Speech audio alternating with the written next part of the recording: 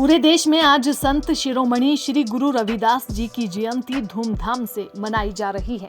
इसी कड़ी में आज जगाधरी में भी बड़ी धूमधाम और हर्षोल्लास के साथ संत शिरोमणि श्री गुरु रविदास जी की 647वीं जयंती मनाई गई। जयंती के उपलक्ष्य में जगाधरी विधानसभा क्षेत्र में कई जगह कार्यक्रम आयोजित किए गए।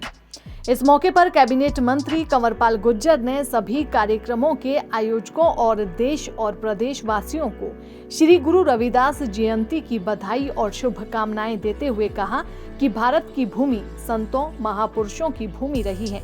संत श्री गुरु रविदास जी ने भी समाज को एकता का संदेश दिया। उन्होंने बताया कि गुरुओं, संतों, ऋषि मुनियों, महापुरुषों ने पूरी मानवता को सच्चाई और धर्म के मार्ग पर चलने का संदेश दिया है। संतों ने समाज और देश को हमेशा सद्मार्ग पर चलने की प्रेरणा दी है। उनके द्वारा दी गई शिक्षाएं समाज को जोड़ने वाली हैं, क्योंकि मानव सेवा ही नारायण सेवा है। इसीलिए हमें भी उनके बताए मार्ग पर चलकर समाज कल्याण के कार्य करने चाहिए। रविदास जी महाराज की जयंती पर आप सभी भाइयों बहनों को बहुत बहुत शुभकामनाएं, बहुत बहुत बधाई। और संत शिरोमणि गुरु रविदास जी महाराज ने जो शिक्षाएं दी, उन्होंने ज्ञान दिया ना कि भाई जो आत्मा और परमात्मा है ना, हमने सब ने जाएगा उसी परमात्मा में विलीन होना सबने। और वो कोई जात पात का मामला वहाँ कुछ है नहीं, परमात्मा के नाम पे कुछ नहीं है, तो लोगों ने बना रखी पड़ी। तो वो जो ज्ञान दिया, तो अगर हम उसकी तरफ बढ़ेंगे, इंसानियत की तरफ बढ़ेंगे, तो जो उनका दिखाया रास्ता उस पर चलेंगे।